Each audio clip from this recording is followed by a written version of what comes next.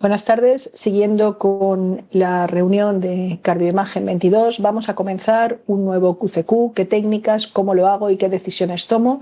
Esta vez en intervencionismo. Tengo la suerte de compartir moderación en la mesa con la doctora Rocío Hinojar Baidés del Hospital Ramón y Cajal y la doctora María Eugenia Fuentes Cañamero del Hospital Universitario de Badajoz.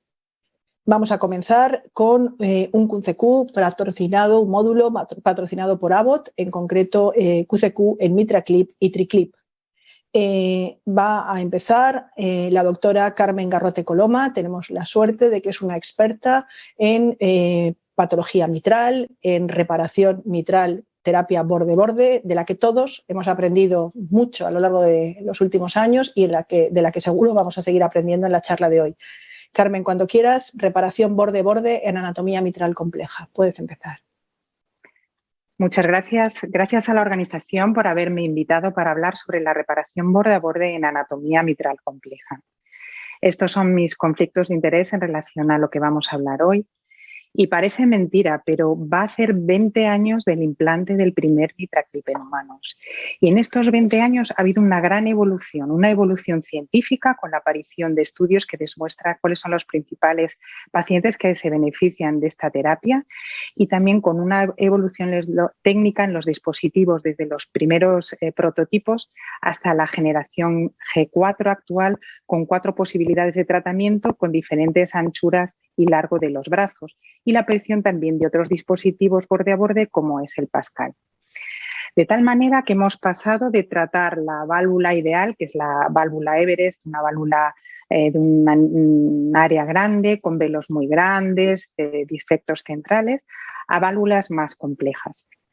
Pero hay autores que dicen que realmente el dispositivo en sí mismo es una herramienta en manos de unos operadores, tanto intervencionista como los ecocardiografistas, que tienen distinto grado de experiencia y el tratamiento de la válvula va a depender del grado de experiencia de los operadores. De tal manera que va a haber unas válvulas ideales que van a poder realizar el tratamiento todo tipo de operadores. Habrá válvulas un poquito más complejas que deberán realizarse el tratamiento por operadores con más experiencia y válvulas muy complejas que deberán ser tratadas por operadores con mucha experiencia. De cualquier manera, para nosotros, desde el punto de vista de la imagen, siempre es lo mismo, complejo o no complejo, lo que vamos a hacer es seleccionar al paciente como todo lo que hacemos en medicina, primero porque se obtenga un beneficio clínico. Y después vamos a ver que técnicamente, teniendo en cuenta lo que hemos visto sobre la experiencia, es que sea imposible realizarlo porque si es posible, entonces tendremos que ver quién es el que lo tiene que realizar. Vamos a considerar que es imposible realizar un tratamiento borde a borde si tenemos áreas muy pequeñas, estenóticas, o pacientes con endocarditis activas, pelos muy pequeños o válvulas muy calcificadas, sobre todo en la zona del grasping. Desde el punto de vista conceptual de nosotros, del ecocardiografista, complejo o no complejo, siempre vamos a hacer lo mismo. Vamos a ver dónde está localizado el jet o los jets.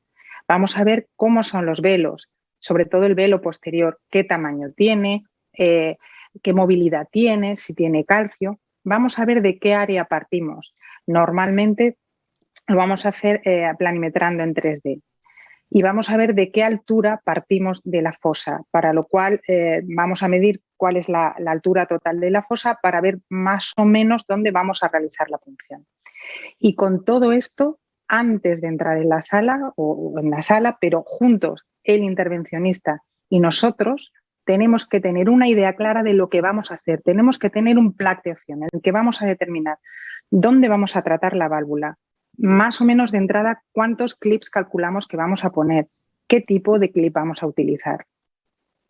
Vamos a ver alguna de estas anatomías complejas. La primera son las lesiones comisurales. El problema de la comisura es que fuera del centro de la válvula nos vamos a encontrar con las cuerdas. Los velos van a ser más pequeños y normalmente los planos de trabajo no van a ser los planos habituales. Sobre todo la comisura medial, la comisura del 3, es la comisura más difícil de tratar. Vamos a tener muchas veces en los graspings que utilizar unos planos fuera de los planos habituales y muchas veces utilizar un único plano en vez de planos ortogonales. Vamos además a saber que la orientación que vamos a tener que utilizar es perpendicular a la comisura a tratar. Entonces, en este caso, que tenemos un flail de P3, el clip lo tenemos que orientar ligeramente hacia las 11, ligeramente antihorario. Siempre que hablamos de lecciones complejas, bueno, en el clip siempre, pero especialmente si la válvula es una anatomía compleja, tenemos que intentar tener altura suficiente para tratarla. Es importante recortar que la altura sobre el anillo nos lo va a dar la posterioridad de la punción, mientras que la posición en las cavas inferior-superior nos va a dar un poco el movimiento sobre el anillo. Si yo quiero tratar la zona medial, voy a tener que ir ligeramente inferior en las cavas. Otra lesión compleja es la enfermedad de Barlow. No hablo de la deficiencia fibroelástica, no hablo del Barlow-Fustre, sino de la auténtica enfermedad de Barlow que se va a caracterizar por un anillo muy grande. Entonces, normalmente no vamos a tener, como el caso anterior que he oído decir, que vamos a tener que utilizar clips pequeños porque normalmente, si no nos podemos enganchar en las cuerdas, el velo posterior es pequeño. Aquí todo lo contrario. Área grande, mucho velo. Vamos a tender a utilizar siempre clips grandes, incluso grandes y anchos, y muchas veces más de un clip. ¿Por qué? Porque estas válvulas, estos velos tan móviles, si no utilizamos más de un clip, el propio estrés del latido va a hacer que se pueda ir desgarrando y, como dice un compañero nuestro, nosotros hacemos las cosas para que duren. La reparación quirúrgica disfuncionante sabemos que puede ser tratada mediante una valving ring, pero también de forma percutánea, de tal manera que los principales problemas que nos vamos a encontrar van a ser en que los anillos son anillos restrictivos, vamos a partir de áreas pequeñas, la sombra que nos da el anillo muchas veces es un problema a la hora de encontrar un plano que podamos ver suficiente como para realizar el grasping, y además tenemos que saber qué ha hecho el cirujano sobre los velos, si ha hecho resección, no ha hecho resección. Vamos a favorecer también en estos casos la utilización de clips pequeños, por lo que he dicho anteriormente. Otro caso también complejo es la miocardiopatía hipertrófica. Hay varias series que demuestran que cuando ya nos ha fallado todo el tratamiento estándar de la miocardiopatía hipertrófica, podemos, como en este caso, realizar un tratamiento borde a borde fundamentalmente para reducir la insuficiencia mitral. En un 80% de los casos, también al traccionar del velo anterior, podemos disminuir el gradiente dinámico.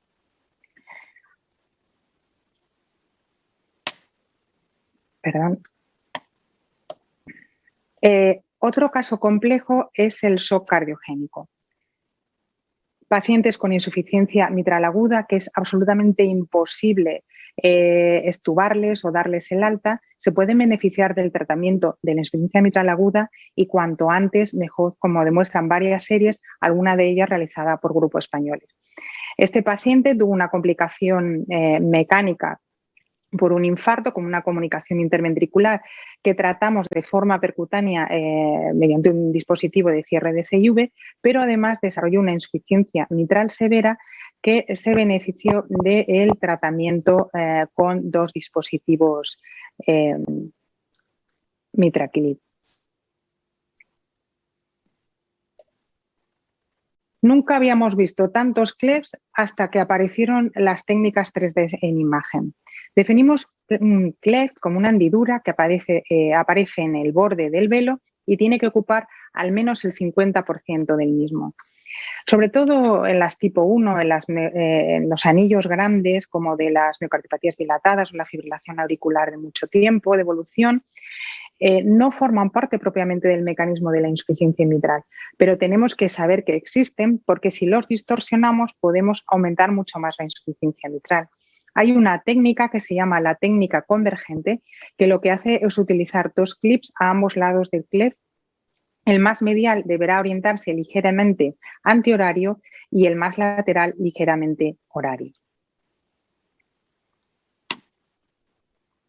pero ya sabemos que no hay dos válvulas iguales. La insuficiencia mitral aparece en patologías muy diferentes y nos encontramos pacientes como este que realizamos hace poco con los compañeros del Hospital de Alicante, en el que teníamos un mecanismo mixto, una restricción del velo posterior por un infarto y un flail por una rotura de una cuerda del velo anterior. El problema que vamos a tener aquí es que vamos a necesitar mucha altura. Los grasping independientes van a ser una gran ayuda. Y luego hay un truco, y es que si nosotros no tenemos mucha altura, muchas veces haciendo la punción del lado izquierdo en vez de del lado derecho, os recomiendo este artículo porque es muy gráfico, podemos arañar esos pequeños milímetros que hacen que luego no nos compliquemos la vida durante el procedimiento. Pero hay otras situaciones que son también complejas y no son propiamente de la válvula. El eco transesofágico a día de hoy es fundamental para el screening y para el tratamiento de estos pacientes mediante reparación borde a borde de la válvula mitral. A veces tenemos que llamar a otros compañeros que nos ayuden. Lo hemos tenido que utilizar varias veces, como en este ejemplo, que es un paciente con un Zenker enorme, que el digestivo se metió con un gastroscopio pediátrico por la nariz.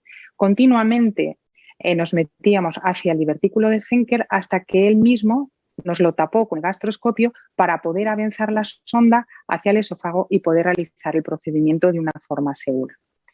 Por tanto, me gustaría concluir diciendo que en anatomías complejas la experiencia de los operadores es muy importante y que la planificación del procedimiento es fundamental. Tenemos que saber el origen del jet, la longitud de los velos, el área, la altura de la fosa. Y con todo esto, antes de empezar, tenemos que saber cuál es nuestro plan para el tratamiento de ese paciente en concreto. En general, cada anatomía tiene unas características concretas que siempre vamos a tener que tener en cuenta y a día de hoy el transesofágico es fundamental para el screening y durante el procedimiento. Perdón.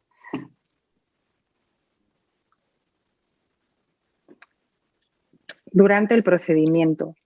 Y, por tanto, vamos a necesitar la colaboración de otros servicios para comprobar la posibilidad y la seguridad de realizar los mismos. Muchas gracias. Bueno, Carmen, excelente presentación. Realmente en el Hospital de León tienen mucha suerte poder contar contigo. Vamos a seguir con otra experta en trabajar en intervencionismo y en concreto en intervencionismo tricuspidio. Es la doctora Vanessa Moñivas del Hospital Puerta de Hierro. Realmente parece que Vanessa tenga una habilidad innata para capturar los planos de la tricúspide, que todos los que hacemos intervencionismo sabemos que son los más complicados. Yo he visto presentaciones suyas en las que parece imposible que lo haya hecho tan bien, con lo cual seguro que vamos a disfrutar en la charla. Cuando quieras. Muchas gracias, Amparo, por la presentación y a la organización por la invitación. A ver. Estos son mis conflictos de intereses. Yo voy a basar toda la charla en un caso clínico de un paciente que hemos hecho recientemente, hace 2 o 3 semanas en nuestro centro. Es un varón de 84 años, hipertenso, con fibrilación auricular crónica, intervenido en el año 2004 en otro centro de un aneurisma de aorta ascendente con un tubo supra, sin otra patología izquierda y con función ventricular normal. Una leucemia mieloide en remisión. El paciente comienza seguimiento en nuestro centro en el año 2016. El ecocardiograma os lo mostraré a continuación, pero básicamente el paciente presenta desde el año 2018 insuficiencia tricúspide severa por dilatación fundamentalmente de aurícula derecha.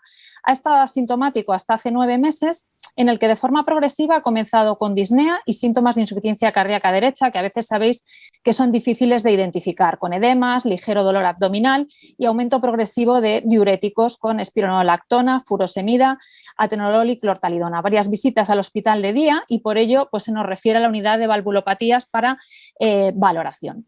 Lo primero que encontramos es, en la bioquímica, es una función renal normal y ya vemos una bilirrubina ligeramente aumentada de 2, y esto también es un marcador de IT severa, ¿no? Que vemos a veces que las enzimas de colestasis empiezan a elevarse. El score del paciente es elevado, hay un nuevo score para la insuficiencia tricúspide severa que os recomiendo, que tiene una página para calcularlo, que es el TRI-score, y nos da, es un score de cirujanos de cirugía tricúspide aislada, y es un score de mortalidad.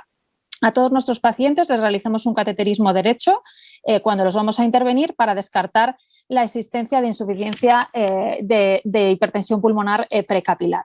Este para mí es el esquema básico de ecocardiograma transtorácico, de tener una visual de un paciente, que sería tener un plano de eje corto, un plano del inflow del ventrículo derecho y un plano de 4 cámaras. Vemos que el mecanismo es insuficiencia tricúspide por dilatación fundamentalmente de la aurícula derecha. El anillo está severamente dilatado, mide 55 milímetros. Y posteriormente también se ha producido dilatación del ventrículo derecho. La insuficiencia tricúspide es severa, con una vena contracta de 12, un orificio efectivo de 0,47 y una vena contracta por 3D de casi 1 centímetro cuadrado, por lo tanto, entre severa y masiva. ¿De acuerdo? Recordar las landmarks para orientarnos en la válvula tricúspide. Esta diapositiva para mí es de las más importantes. Siempre colocamos en intervencionismo la válvula aórtica a las 11, tal cual vemos este corazón esplantado, y vamos a tener de referencia la comisura anteroseptal y el músculo papilar, que va a separar la parte anterior de la parte posterior de la válvula tricúspide. Veis aquí a la derecha el músculo papilar que da cuerdas tanto al velo anterior como el posterior, y es muy importante este músculo papilar, que hace referencia para el intervencionismo, como he dicho, a la parte anterior con respecto a la posterior. Veis aquí este velo posterior de este corazón esplantado con 2 festones. Esto va a ser realmente difícil de identificar en el eco y muchas veces nos cuesta mucho decir si los velos tienen, si es una válvula realmente tricúspide o tiene 4 cúspides. Volviendo a nuestro paciente, a veces con una sola imagen 3D, es cierto que no siempre, pero tenemos que acostumbrarnos a capturar este tipo de imágenes en transtorácico, porque a veces conseguimos incluso mayor calidad de la imagen por transtorácico que por transesofágico. Colocamos desde el lado ventricular el septo a la derecha y veríamos que es una válvula de 3 velos. La válvula aórtica desde el lado auricular siempre colocada a las 11. Para entendernos, es muy importante tener un lenguaje común con los cirujanos y con los intervencionistas y hablar todos un poco en el mismo idioma. En cuanto a qué planos emplear para el screening, este es nuestro paciente. Os recomiendo esta lectura, que es de las guías nuevas que ha publicado la doctora Han a finales de año para el intervencionismo, y el primer plano sería 0 grados para tener una visión del velo anterior y del velo septal. El segundo plano sería el plano del inflow-outflow, que sería como nuestro plano intercomisural tricúspide, de tal manera que cerca sería toda la línea de coaptación del velo septal, cerca de la aorta estaría la comisura anteroseptal y en la zona lateral estaría la comisura posteroseptal. En nuestro paciente, este es nuestro paciente, tenemos un jet de predominio en el centro y anterior de la válvula. Este va a ser el plano de referencia en el que nosotros vamos a poder trabajar para tener información anatómica en cada punto de la válvula tricúspide. Con el cursor lo que vamos a hacer, nos ponemos cerca de la aorta, vamos a tener la línea de coaptación entre el velo septal y el anterior. Si lo ponemos en el centro, vamos a ver la línea de coaptación entre el velo septal y anterior, es decir, el centro de la válvula, y si pasamos por la zona más posterior, vamos a ver la coaptación entre septal y posterior. Esto es algo a lo que nos tenemos que acostumbrar. Es cierto que no estamos tan acostumbrados, pero tenemos que hacerlo exactamente igual que hacemos en el screening de una válvula mitral. Pues tenemos que coger este plano intercomisural de referencia y ir cogiéndolo primero sin color y luego el mismo plano con color. ¿Qué nuevas recomendaciones tenemos en estas guías? Pues este plano al que todavía estamos menos acostumbrados. Es un plano más profundo, como podéis ver aquí está seno coronario, un plano a lo mejor que estamos más acostumbrados a mirar en el quirófano, ¿no? Que está medio a caballo entre el plano medio esofágico y el plano transgástrico, pero realmente es un plano muy, muy bueno para la válvula tricúspide. El truco para mí está en muchas veces intentar hacerlo para mí a la parte final del examen y colocar al paciente boca arriba, de tal manera que va a tolerar mejor la recogida de estas imágenes. Entonces aquí podemos hacer explain y a veces también podemos capturar imágenes en 3D, no para verlas en el momento, pero sí para tener dentro el anillo y poder posteriormente realizar mediciones del gap y del anillo. Fijaros que este plano está ligeramente superior. Cuando entramos más dentro estamos más hacia 90 grados que en el inflow-outflow, que previamente estábamos en torno a 60 grados. El tercer plano, y para mí el más importante, sería el plano transgástrico, en el que tendríamos el velo posterior cerca del hígado, el velo anterior cerca de la aorta y el velo septal. Tenemos una válvula tricúspide muy redundante en nuestro paciente. Muchas veces no sabemos, normalmente está a 40 grados. Este paciente tenía hábito marfanoide, medía casi 2 metros, entonces estaba totalmente desplazado por la aurícula derecha y podemos asegurarnos de ello cogiendo un eje largo del ventrículo derecho, pasamos el explain por los tips de la válvula y así estamos seguros de que estamos en el plano del eje corto correcto. Incluso ahí podríamos medir aquí el gap de predominio anteroseptal. Con color podemos apreciar con 3D el músculo papilar que os he comentado previamente, ahí al fondo, justo entre el velo posterior y el velo anterior. Esto solamente es posible realizarlo desde transgástrico cuando los pacientes tienen ventana. Desde los planos altos es muy difícil realmente y a mí estos planos transgástricos me gustan mucho porque parece que ofrecen mucha información anatómica que no somos capaces de identificar desde otros sitios, ¿no? Esta es la nueva clasificación que debemos aprender los ecocardiografistas, también de la doctora Han. El 50% de las válvulas van a ser como la de nuestro paciente, tricúspide, pero hay válvulas con anatomías más complejas, con 4 cúspides que debemos identificar porque van a dificultar los procedimientos. En cuanto al TriClip en sí mismo, pues es el dispositivo que existe más experiencia en el momento actual, en la serie del registro europeo. Este es el estudio Triluminate, que podéis ver que existe una mejoría del grado de insuficiencia tricúspide, al menos un grado en el 87% de los pacientes, y el 70% de los pacientes tienen IT menor de grado 2 con reducción de las hospitalizaciones por insuficiencia cardíaca. Este es un poco el mismo esquema que ha sido publicado hace 15 días más o menos, como el que ha puesto la doctora Garrote, basado en una terminología de semáforos, y básicamente lo que nosotros vamos a buscar es gaps de pequeño tamaño, de localización central y anterior y velos que se muevan adecuadamente y que sean suficientemente largos, de unos 7 milímetros. Vamos a tener luego otras características anatómicas intermedias cuando aumenta el gap, o a la derecha del todo prohibitivas. Volviendo a nuestro paciente, pues tenemos un paciente con buenos velos, más de 1 centímetro, buena movilidad, un gap de unos 7 milímetros, que ahora veremos cómo se mide, y buena ventana acústica. Muy importante destacar que hacen mucho hincapié en que debemos descartar para evitar el futility la hipertensión pulmonar precapilar. Por lo tanto, cualquier paciente que vaya a ser candidato a un intervencionismo percutáneo, deberíamos siempre realizar un cateterismo derecho para excluir esta hipertensión pulmonar precapilar. En cuanto a la medición del gap, pues lo ideal es hacerlo con una imagen 3D para saber que realmente estamos alineados en los 2 ejes largos de la válvula. En cualquier sitio que hayamos cogido nuestro 3D, bien sea transtorácico o transesofágico, podemos medir el gap justo en la zona donde nosotros creemos que vamos a abordar la válvula con nuestro clip. Esto ya lo hemos comentado. Este sería el nuevo dispositivo de TriClip con un catéter diseñado específicamente, varios tamaños de clips, como ha dicho la doctora Garrote previamente. En la válvula tricúspide los velos y el área valvular son mucho más grandes, por lo tanto, en general, vamos a utilizar el clip grande. Los clips pequeños los tendremos reservados para zonas que sean en las comisuras. Volviendo a nuestro paciente, vamos a guiar el procedimiento por ecocardiograma transesofágico y en ocasiones nos podemos apoyar con la fusión. Vais a ver aquí cómo ya se libera, sale el clip, ¿no? El movimiento de straddling, y veis cómo vamos siguiendo perfectamente. Muy importante seguir la escopia, seguirles y ver cómo está apuntando ya el clip hacia nosotros, y ya se da la vuelta para apuntar hacia el lado lateral de la válvula tricúspide. Posteriormente vamos a posicionarnos y trabajar entre el plano de tracto de inflow y transgástrico. Vamos a tener el ecocardiografista, es un procedimiento muy demandante.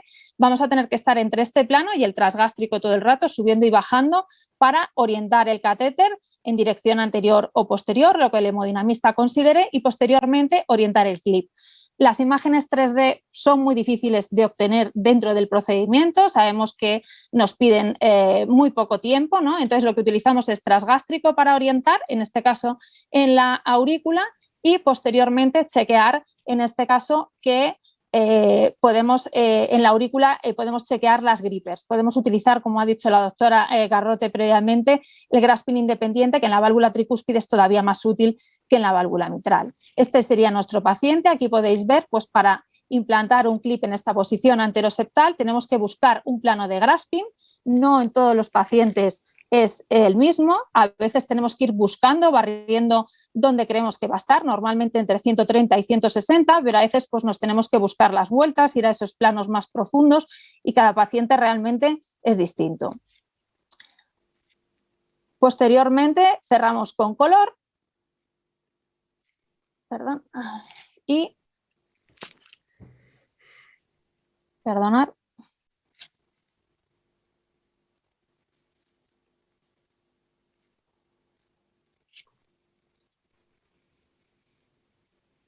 Se me ha quedado colgada la presentación. A ver.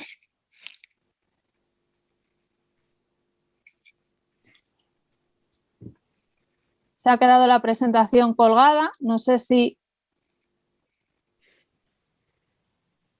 podemos salir de...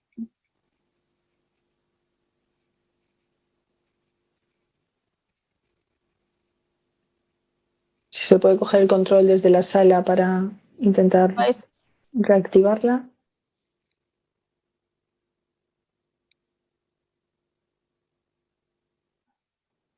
yo sigo hablando mientras. Entonces, en este paciente... Sigue comentando. En este paciente lo que hicimos en esta imagen que veis aquí, aunque no se vea en movimiento, pues teníamos dudas de que el velo septal estuviera dentro y realmente pues es mucho más demandante que en la mitral. Podemos abrir el clip para ver que los velos están dentro. Tenemos que trabajar, como he dicho, entre el plano transgástrico y el del inflow y asegurarnos muy mucho que los dos velos están metidos dentro, ¿no? Los planos de grasping no son tan fáciles como en la válvula mitral. No sé si puedo intentar pasando. Sí, no tienes un minuto, ¿eh? Ya, pero es que no avanza Pero no va la presentación. Bueno. Quedan 2 diapositivas. En este paciente decidimos al final poner otro clip en la comisura para cerrar la comisura entera anteroseptal. Y os muestro el resultado final. La vena contracta pasó a 4 milímetros, podemos hacerlo por 2D o por 3D, por lo tanto se redujo a la mitad y este es el resultado final el día después. Por lo tanto, y siento que se hayan colgado todos estos vídeos que estaban funcionando perfectamente, la conclusión sería que lo más importante es establecer un lenguaje común con los intervencionistas para saber qué tipo de anatomías tenemos y si las válvulas son abordables, que tenemos que trabajar en estos planos más profundos y transgástricos. Tener una buena calidad de la imagen es fundamental para poder tener un procedimiento. Si no hay imagen, no hay procedimiento. Y para poder planificar pacientes, pues tenemos que empezar siempre buscando por el semáforo verde, ¿no? Gaps pequeños, fundamentalmente en el centro de la válvula y de predominio anteroseptal. Y fundamental que no exista hipertensión pulmonar precapilar en nuestros pacientes. Esta sería mi conclusión. Muchas gracias. Bueno, excelente presentación, Vanessa. Yo creo que pasamos a hacer algunos comentarios. De la sala tenemos el doctor Pedro Lee, que pregunta para Vanessa. Dice, has hablado de descartar sobre todo hipertensión pulmonar precapilar y pregunta, ¿asumes una mejoría de la presión arterial pulmonar sistólica en la poscapilar, en la hipertensión poscapilar? Bueno, yo creo que es una pregunta complicada, ¿no? Desde Pedro. Yo creo que es una pregunta complicada, pero yo creo que, o sea, a día de hoy eso no lo sabemos, ¿no? Lo que sabemos es que los pacientes, o por lo menos los 2 artículos que hay que hacen referencia a esto con estos puntos de corte, que tienen hipertensión pulmonar precapilar, son pacientes que no se benefician del procedimiento, que tienen más mortalidad a un año, ¿no? Es como los pacientes que van para una asistencia ventricular, es un poco lo mismo, ¿no? Son pacientes que van a ser futiles, ¿no? O las TAVIs, ¿no? Entonces, no sabemos si va a mejorar el postcapilar, pero lo que sabemos es los pacientes que no se van a beneficiar, ¿no? Yo creo que el mensaje es que a lo mejor no tenemos tan introducido el que debemos hacer un cateterismo derecho a todos los pacientes a los que les vamos a plantear un intervencionismo, ¿no? Sí. Bueno, yo quería preguntarle a Carmen, vista la habilidad que tienen, sobre todo la gente con la experiencia que ella tiene y que también tienes tú, Vanessa, salvo pacientes con calcificación en la zona de Graspin y válvulas con algún grado de estenosis, casi podéis hacer todo lo demás, ¿no? Bueno, ya sabes que eso va a depender fundamentalmente del hemodinamista, para empezar. Bueno. Pero básicamente, normalmente estos pacientes son pacientes que, vamos, normalmente no, son pacientes a los que se les ha descartado la posibilidad quirúrgica, ¿no? Entonces, hablo de las no funcionales. Entonces, realmente muchas veces estos pacientes tampoco tienen mucha opción. Lo que está claro es que hay una relación, como casi todas las técnicas, directa con la habilidad del hemodinamista y con la curva. Bueno, Vanessa y yo hemos tenido casi el mismo profesor, ¿verdad? Y nosotros hemos visto hacer al doctor Maisano cosas con la válvula que antes de empezar decíamos esto es imposible, y realmente depende mucho de la habilidad. También hay que saber uno hasta dónde puede llegar, lo seguro que esté, pero claro, también partimos de la base de que son pacientes que no tienen ninguna otra opción. ¿Puedo hacer una pregunta Bueno, yo? Sí, nos queda nada, pero hazla. No, me quería que Carmen repitiera la importancia de la punción en la colocación de clip. Es que me parece que eso es muy, muy importante. Sí. Claro, nosotros tenemos que saber muchas cosas. Primero, no hay dos fosas iguales. Yo no me había mirado nunca a la fosa y ahora las veo siempre, con lo cual tenemos que saber en ese paciente cuál es su altura máxima. Y luego tenemos que saber qué tipo de clip vamos a utilizar, porque si vamos a utilizar los clips grandes, vamos a tender más a ir hacia los 5 que hacia los 4 centímetros. Y si vamos a ir a la comisura medial, también voy a intentar ir un poquito más alto.